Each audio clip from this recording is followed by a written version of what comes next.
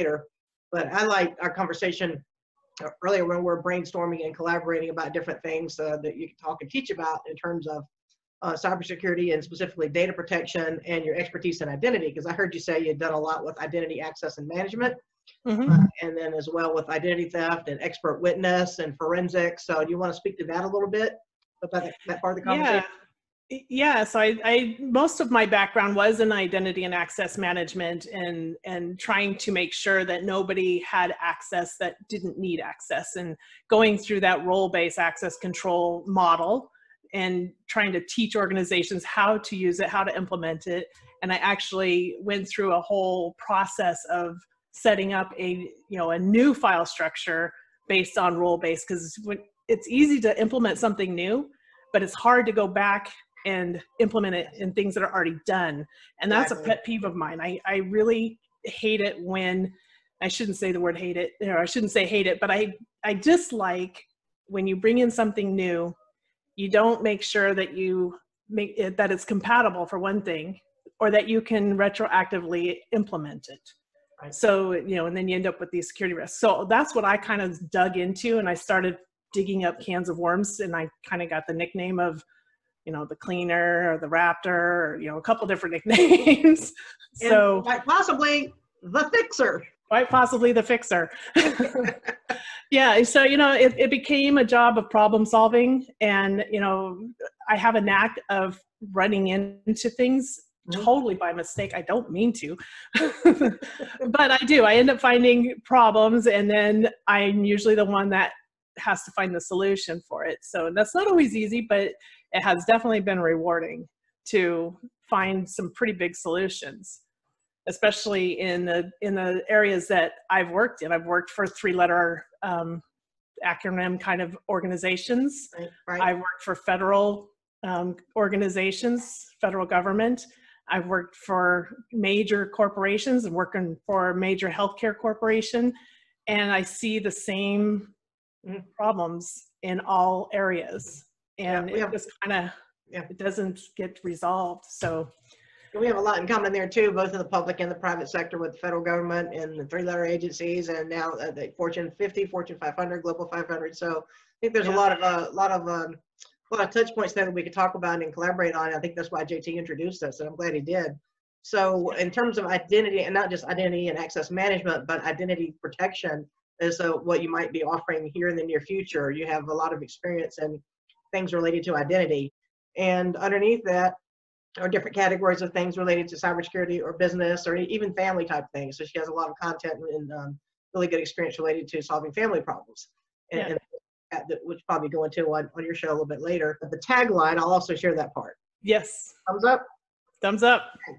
So we're talking about how the data is the new oil, and that's common in our profession of cybersecurity, especially with large corporations and companies, both public and private organizations, because there's so much data flowing around the world. I mean, the world thrives on data, marketing of data, mining of data, management of data. It's all about the data. So a common phrase that we often hear and use is, quote, data is the new oil. So based on that, we were just brainstorming and talking back and forth and said, well, data is the new oil, and you're specializing in identity.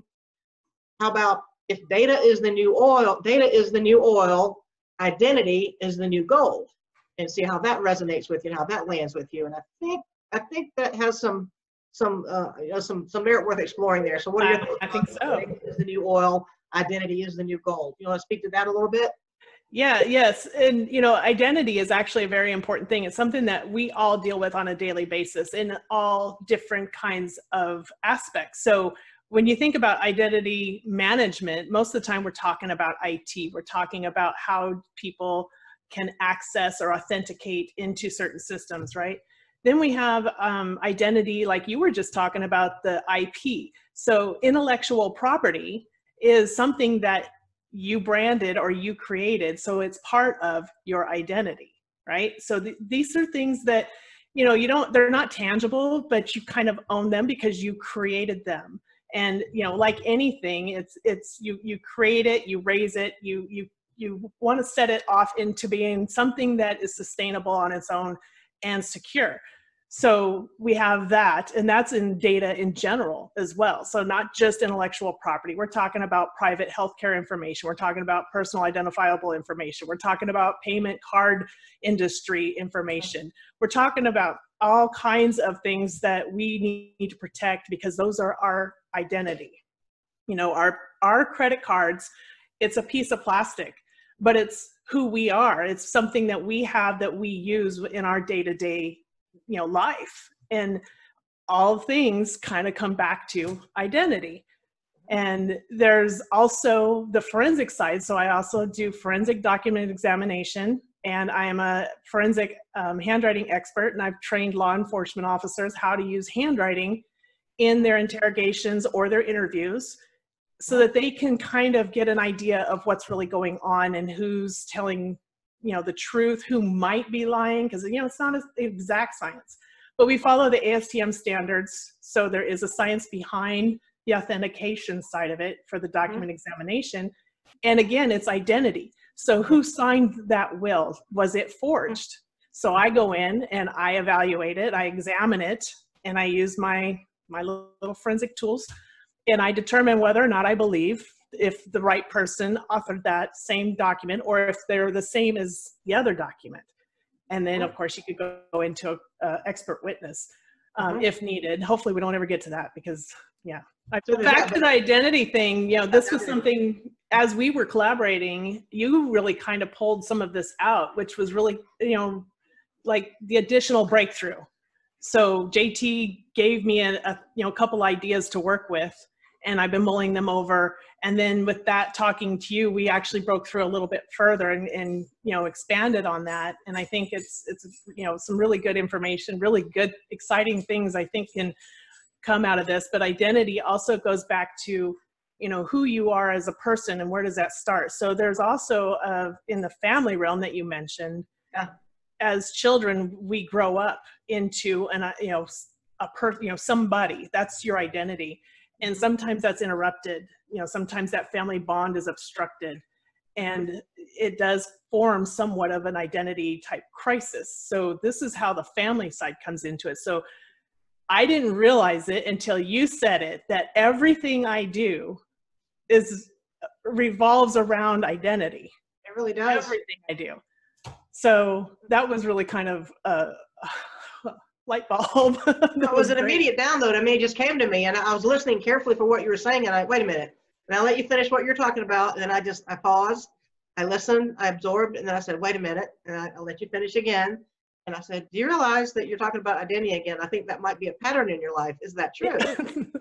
And it is. And I think I'm a serial identity person. Serial identity entrepreneur. Yeah. But I think there's a lot there because it speaks to your core skills and your passions, and from your early childhood to your adulthood to your transition from what you're doing from one profession and deep diving into the other. It goes deep vertical with you. So, I mean, it's really a deep vertical approach. And then now with the cybersecurity side and identity protection, identity theft, identity management, I mean, all of that, there's so much you could do with that. And what you just mentioned here, Dawn, about the signature analysis and the working with law enforcement officers, with the LEOs, and even lawyers, I mean, there's so much you can do there, whether it's reviewing wills. I mean, I can only imagine right now that there are probably a lot of legal documents being updated from the medical side, whether it's, you know, people's last wishes, whether it's their last will and testament, whether it's their last will and testament, whether it's their DNR or do not resuscitate, whether it's their living will, but all the like the medical documents and things that people are having to face right now during the pandemic. It's a very real world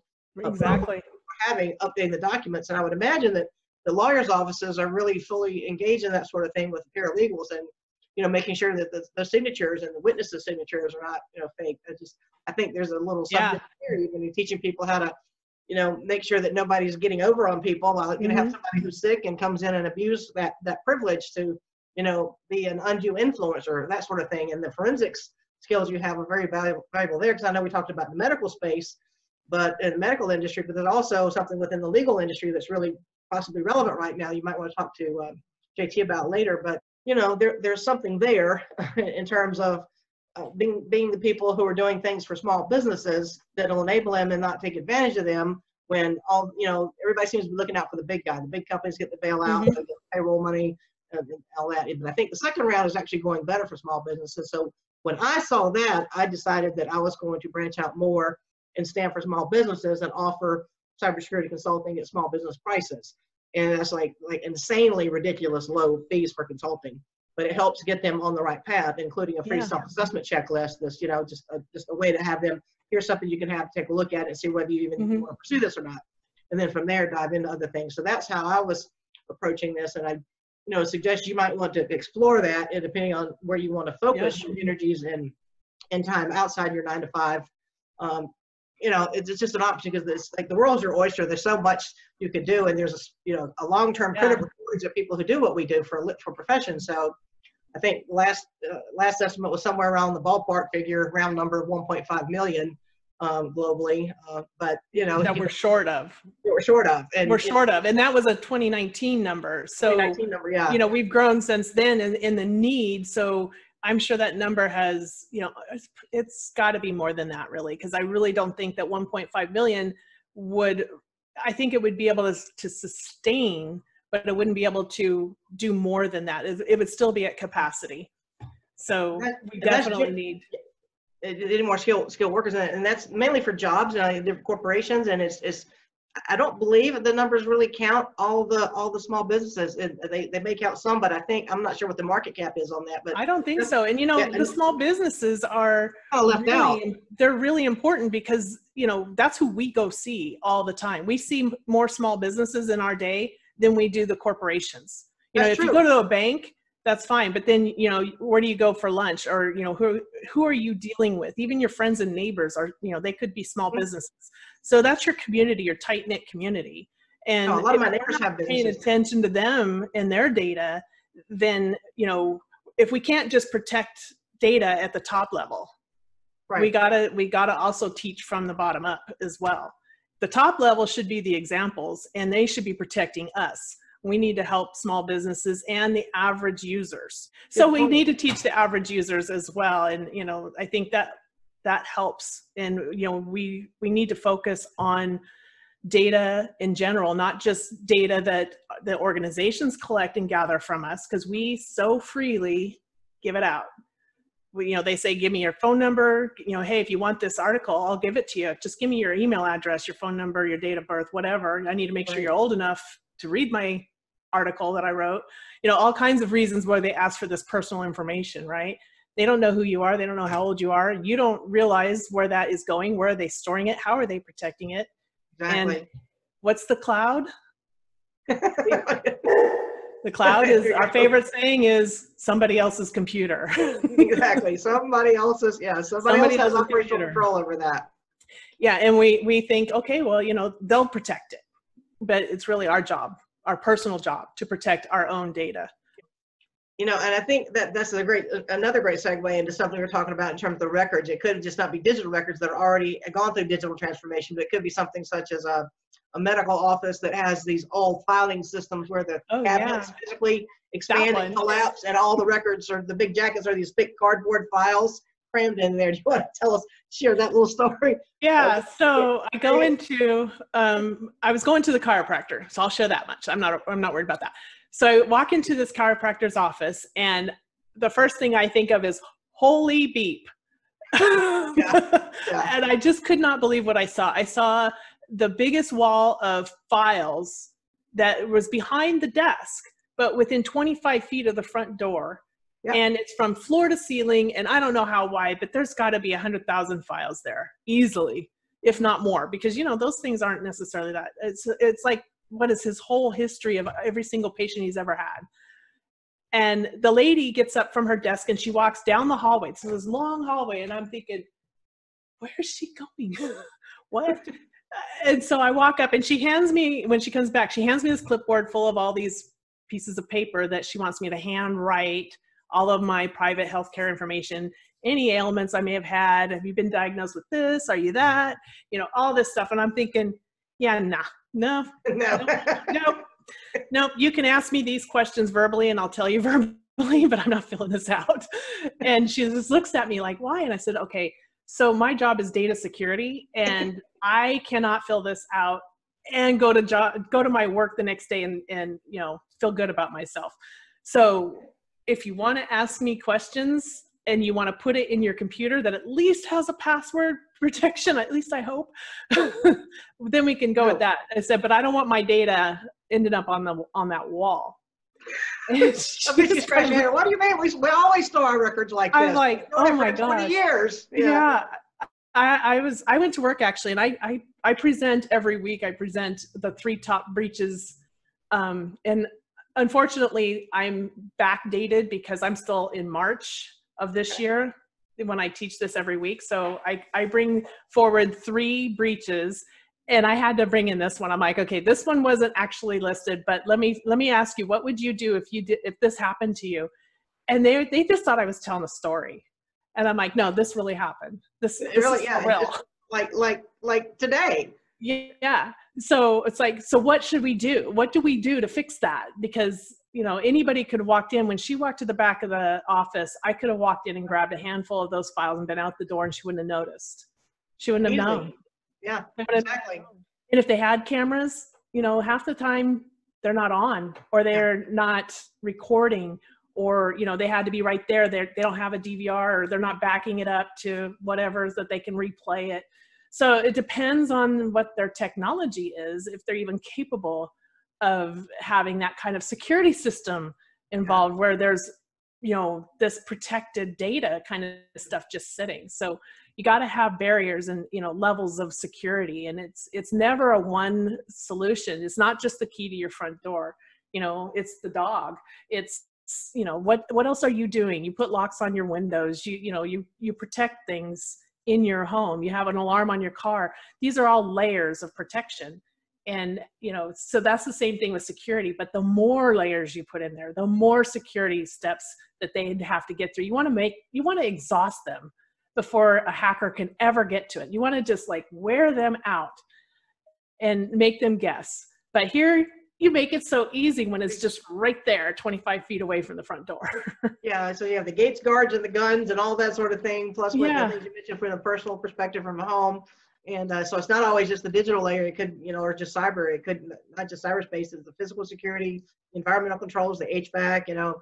If your air conditioning goes out and your computer gear, your servers overheat, you could, have a denial of service that you created on yourself by not managing your environmental controls, or fire suppression, all kind of things like that. So, I mean, we could talk about this forever, go down a lot of different rabbit holes, but I think I think we covered the gist, and just kind of cover what we talked to. This like the kind of like backyard business banter. So is anything else you'd like to add in closing, Dawn? Yeah, we did talk a little bit about the signatures and, who signed the will. And so I'd back up to that a little bit. And that's something that I think is worth mentioning, that when I have done the forensic document examination, most of the time, it's usually a will. Wills are probably the number one thing that are forged. And there's no laws against forging a will, because you're in probate court. You're not really in, criminal court, right? Nobody's pressing charges because no crime has really been conducted at that time. So most of the time people get away with it. And when you bring in a forensic document examiner and the opposing party says, oh, wait a minute, I'll settle. That's the beauty of those kind of cases, is when they realize that there's somebody there that can say whether or not you signed that document. But what's interesting is the technology behind it, and where are you storing this information? Most of the time people might have an electronic file of their will sitting on their computer on a folder on their desktop, or it's not locked down or protected either. So these kinds of documents need to be in a password protected location on your computer. If you have to password protect a file, if you have to put it on a thumb drive that goes in a vault, there's got to be protection around this kind of stuff.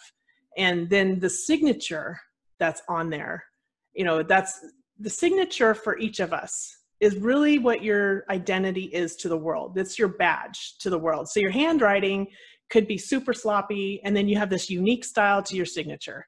And maybe it's legible, maybe it's not. That's kind of, it's totally different characteristics than it is in your handwriting.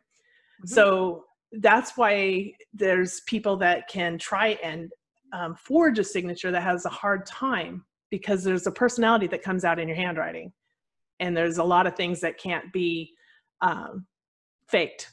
You can fake it for a little while, but you're gonna slip up. And the more that we can look at the samples of writing, the more we can say, yeah, so we can tell whether or not someone actually authenticated or actually signed that document versus this document or whatnot. So protecting your signature is also very important. You don't want to go and have the same signature out in the world that you sign your mortgage or your bank statements with. So I have a couple of different variations of my signature. So when I'm out in the public world, I use a scribble signature that nobody can really read. They wouldn't even guess who actually signed it. And then when I sign my legal documents, that's when I use my legal signature. And so nobody gets that signature. That's another important aspect too, is your identity. So I hear you saying one's like a doctor's signature where it's scribbled. Yep. My brother's a doctor, so too. You can't read his writing, so it's just a scribble. Yeah. So it's like one's a scribble on purpose, like a doctor's handwriting, and the other is your legal handwriting, where it's carefully, meticulously proven to be you, and you exactly protect it that way. That's a really good tip, Dawn. Yep. So you got to protect it all. You got everything you do is about your identity. There you go. All right, well, folks. Well, thanks so much for coming on, Dawn. We're going to wrap up this episode.